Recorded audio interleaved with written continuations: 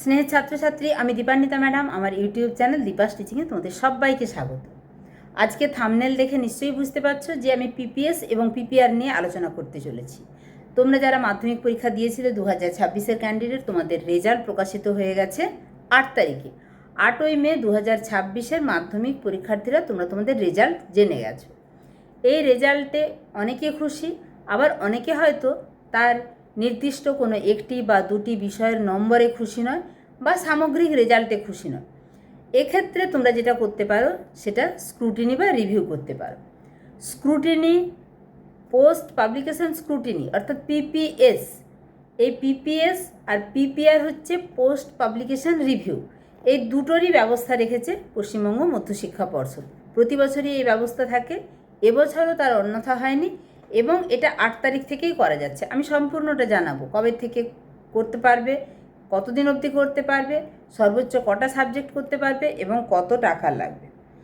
এই পিপিএসটা হচ্ছে তোমার শুধুমাত্র নম্বরে কোথাও যোগে ভুল হয়েছে কিনা, বিভিন্ন কোশ্চেনের অ্যান্সার তুমি করেছো, তার যে প্রাপ্ত নম্বর সেই যোগে কোথাও কিছু ভুল হয়েছে কিনা সেটা স্ক্রুটিনিতে দেখা হয়। আর রিভিউতে মোটামুটি তোমার পুরো খাতাটার পুনর্মূল্যায়ন করে তোমার নম্বর বাড়তে পারে। আগেরটাতে অর্থাৎ স্ক্রুটিনিতে যোগে ভুল হলে সেখানেও নম্বর বাড়তে পারে, আর রিভিউতে কিন্তু খাতাটা পুনরায় চেক করা হবে, অর্থাৎ প্রশ্নের যে নম্বর দেওয়া হয়েছে সেই নম্বর যখন আবার রিভিউ হবে, হয়তো তুমি কোথাও একটা 3 নম্বরের কোশ্চেনে 2 পেয়েছো, আবার যখন পুনর্মূল্যায়ন হবে তুমি সেখানে হয়তো 2.5 বা 3 পেলে। এইরকমভাবে নম্বর বাড়ার সুযোগ থাকে। এই স্ক্রুটিনির জন্য খরচ হচ্ছে একটা সাবজেক্টের জন্য 80 টাকা।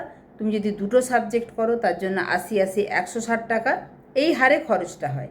আর রিভিউতে খরচটা একটুখানি বেশি, সেখানে খরচ লাগে প্রত্যেকটা সাবজেক্টের জন্য 100 টাকা। তুমি ধরো দুটো সাবজেক্টের কি 3টে সাবজেক্টের করলে, রিভিউ যদি করো তাহলে 300 টাকা প্লাস স্কুল একটা খরচ নেয় ফর্ম ফিল আপের জন্য, সেটা মূলত 2 টাকা থেকে 5 টাকার মধ্যে। এটা স্কুল ফর্ম যে পূরণ করছে বা প্রাসঙ্গিক কিছু খরচের জন্য এই বাড়তি টাকাটা নিয়ে থাকে। তোমরা যেটা আবেদন করবে সেটা তোমরা নিজেরা নয়, সেটা স্কুলের মাধ্যমেই করবে, প্রধান শিক্ষকের কাছে যাবে। তোমরা দেখো নির্দিষ্ট পোর্টালটা স্ক্রিনে যাচ্ছে, এই পোর্টালের মাধ্যমে অনলাইনে আবেদন করবে। এমন নয় যে তোমাদেরকে ফর্ম কোথাও জমা দিতে হবে, এটা কিন্তু তোমরা অনলাইনে আবেদন করতে পারবে। আবেদনপত্র নিজের বিদ্যালয়ের জমা করতে হবে, অর্থাৎ তোমরা সাদা কাগজে একটা অ্যাপ্লিকেশন করবে, বাকিটা স্কুল করে নেবে।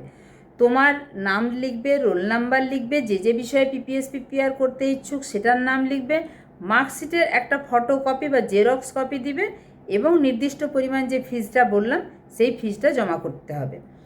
8ই মে 2026 অর্থাৎ রেজাল্টের দিনেই বিকাল 4টা থেকে 22 অর্থাৎ রেজাল্টের দিন বিকাল 4টা থেকেই কিন্তু রিভিউ বা স্ক্রুটিনি প্রক্রিয়া শুরু হয়ে গেছে।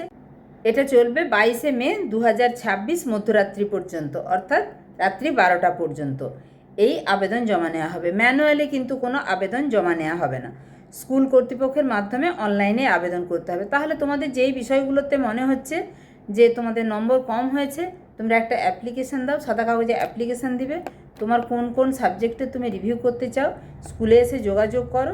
অবশ্যই স্কুল কর্তৃপক্ষই কিন্তু বাকি কাজটা করে দেবেন। শুধু তোমাদের স্ক্রুটিনি করতে চাইলে প্রত্যেকটা সাবজেক্টে 80 টাকা, এবং যদি তুমি রিভিউ করতে চাও সেক্ষেত্রে প্রত্যেকটা সাবজেক্টের জন্য কিন্তু 100 টাকা করে লাগবে।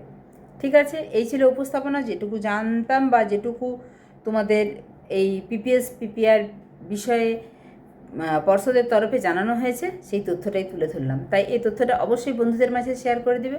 গুরুত্বপূর্ণ এই ভিডিওটা অবশ্যই একটা লাইক করে দিও। চ্যানেলে নতুন হলে অবশ্যই চ্যানেলটা সাবস্ক্রাইব করে রেখো। দেখা হচ্ছে খুব তাড়াতাড়ি পরবর্তী উপস্থাপনার সঙ্গে। সবাই সুস্থ থাকবে, ভালো থাকবে। পরবর্তী ক্ষেত্রে অর্থাৎ এইচএসের জন্য মন দিয়ে পড়াশোনা করো। ঠিক আছে, টাটা।